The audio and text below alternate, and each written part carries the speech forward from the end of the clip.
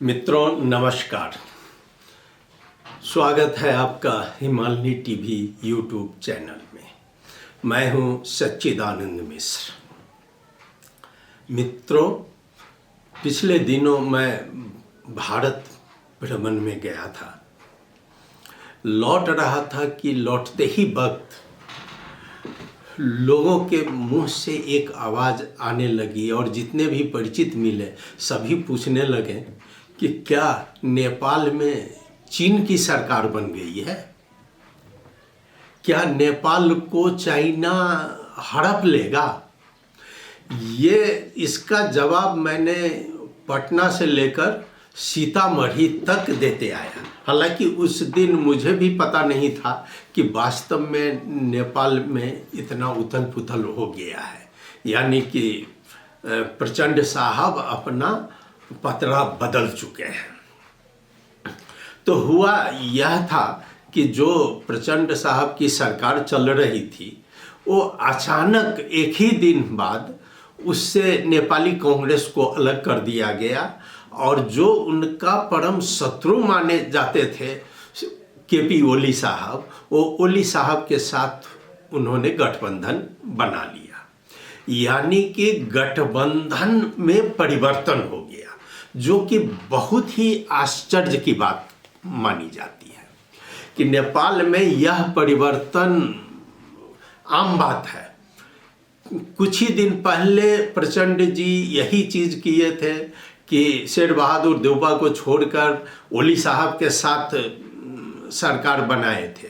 उसके कुछ एक महीना बाद ही फिर ओली साहब को छोड़ के देउबा के साथ सरकार बनी थी और वह सरकार चल रही थी। पिछले 2 वर्ष से यह सरकार चलती आ रही है। बहुत सारे काम भी हुए हैं, कुछ विकास के भी काम हुए हैं। मुख्य रूप से 10,000 मेगावाट बिजली भारत निर्यात की एक बहुत बड़ी समझौता और बहुत बड़ी उपलब्धि ये नेपाल के पास साथ हुई है। तो अचानक यह क्या पड़ गया कि प्रचंड बदल गए और वो भी अपने मित्र शेर बहादुर देउबा को जानकारी नहीं देकर एकाएक ओली साहब के पास आ गए। और इसका आप जिस रूप से लीजिए, भारत में के लोगों को जवाब देना थोड़ा मुश्किल पड़ रहा है, क्योंकि भारत में एक ही आवाज़ गूंज रही है, जो क्या चाइना हावी हो गया है, चाइना बदल दिया है, नेपाल में चीन की सरकार बन गई है।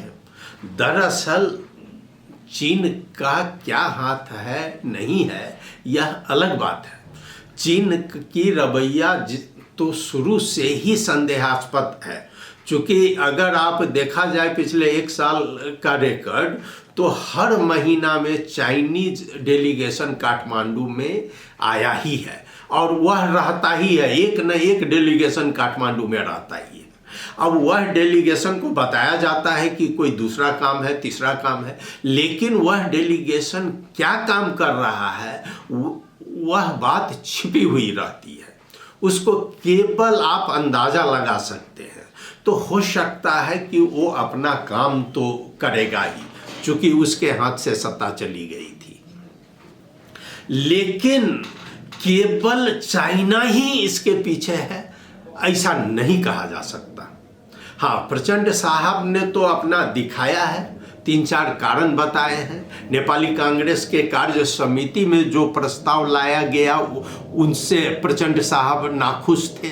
उसके बाद प्रचंड साहब को सबसे ज़्यादा परेशानी थी अर्थमंत्री से। अर्थमंत्री को वो काफ़ी दिन से बदलना चाह रहे थे, लेकिन शेर बहादुर देउबा जी बदलने के पक्ष में नहीं थे, चूँकि प्रचंड की बात अर्थ मंत्रालय में नहीं चल रही थी। इसलिए प्रचंड नाराज जरूर थे उस पर। फिर भी इधर इस बीच में आकर चुपचाप अचानक एक बड़े व्यापारी घराने को, यानी कि अरुण चौधरी, विनोद चौधरी जी के छोटे भाई को गिरफ्तार कर लिया गया। तो अरुण चौधरी को लेकर भी नेपाली कांग्रेस नाराज चल रही थी।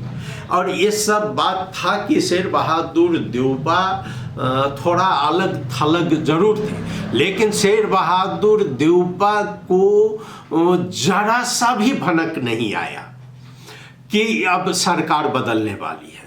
दरअसल इसके पीछे एक बदले की भावना काम कर रही थी, और बदले की भावना क्या थी, तो केपी ओली साहब बाहर से देखने में एक दिन पहले तक वो प्रचंड पर आक्रामक दिख रहे थे। बाहर उन्होंने जो आंदोलन किया, जो अपना जुलूस निकाला, उसमें भी वो आक्रामक देख रहे थे, लेकिन उन्होंने इतनी भनक नहीं लगने दी कि वो प्रचंड से गुपचुप बात कर रहे हैं।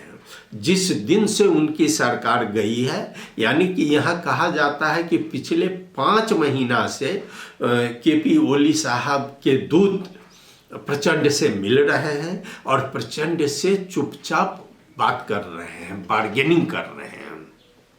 और हुआ यही कि जब यह बात केपी ओली साहब को लग गया कि अब प्रचंड जी बदल सकते हैं, तो उन्होंने बलुआटार में जाकर प्रचंड जी को मना लिया और उनको एक प्रकार से ब्लाइंड सपोर्ट कर दिया। यहाँ तक कि ओली साहब को कहा जाता है कि वो तो लास्ट में एक प्रकार से समर्पण कर दिए कि ठीक है, आप लोगों को जो जो मंत्रालय लेना है ले लीजिए, मेरे भाग में केवल खाने पानी मंत्रालय पड़ेगा तो वो भी चलेगा। यहाँ तक ओली साहब मान गए थे। जब उनके एक सहयोगी पार्टी रवि लामेछाने ने जिद कर लिया कि हम गृह मंत्री लेंगे ही, तो तब उन्होंने यही बात कही कि ठीक है, आप लोग ले लीजिए, अर्थ भी माओवादी ले लीजिए, ये भी जितना शक्तिशाली मंत्रालय है आप लोग ले लीजिए, जो कमजोर मंत्रालय है वही लेकर हम रहेंगे। तो आखिर इतना बड़ा बदलाव केपी ओली में क्यों आया? तो यही आज एक चारों तरफ चर्चा की बात है कि क्या ओली सचमुच बदल रहे हैं? क्या ओली के अंदर वह भाव पैदा हो गया है कि अब वो देश का विकास करना चाह रहे हैं, या उनके अंदर जो सत्ता की राजनीति थी और अंदर जो प्रतिशोध था, वह प्रतिशोध इसके सरकार चेंज करने के बहाने उन्होंने नेपाली कांग्रेस से लिया है। और हो सकता है कि अंदर से वो भारत के प्रति भी ये दिखाना चाह रहे हैं कि भाई जो तुम कहोगे वही नहीं होगा, नेपाल में जो हम लोग चाहेंगे वो होगा, और ये भी दिखाना चाहते हैं।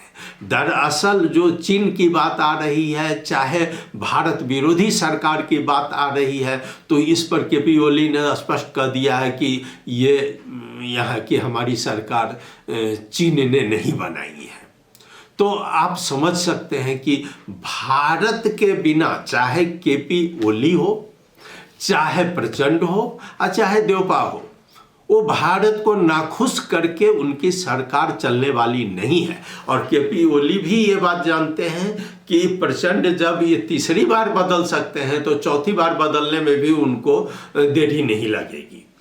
हाँ, अभी कुछ दिन के लिए उनकी सत्ता जरूर आगे बढ़ गई है। तब है कि भारतीयों को जवाब देना तो थोड़ा कठिन जरूर पड़ रहा है। इसलिए कठिन पड़ रहा है कि भारत में चुनाव की घोषणा हो गई है। मोदी साहब जो फिर से आगामी सरकार का बागडोर संभालने की अघोषित घोषणा कर चुके हैं, तो उनके लिए विरोधी खेमा में एक बात जरूर चली गई है कि सरकार एक नेपाल को नहीं संभाल पाया, यानी कि चीन की सरकार आ गई, जो कि बिल्कुल गलत है।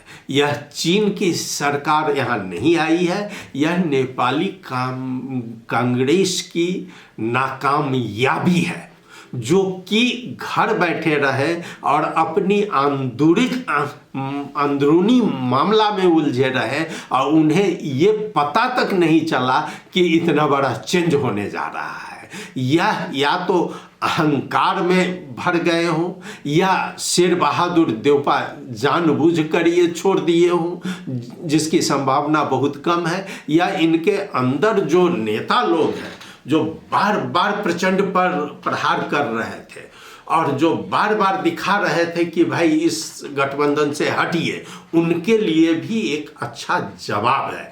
और ये दोनों पार्टी के लिए सतर्क होने का समय आ गया है। अब देखना यह है कि आगे के दिन में यह क्या रुख बदलता है। मित्रों, मैंने आज इतनी बातें आपके समक्ष रखी। आपको कैसा लगा, आप जरूर अपनी प्रतिक्रिया दीजिएगा। आपने सुना, बहुत बहुत धन्यवाद। नमस्कार।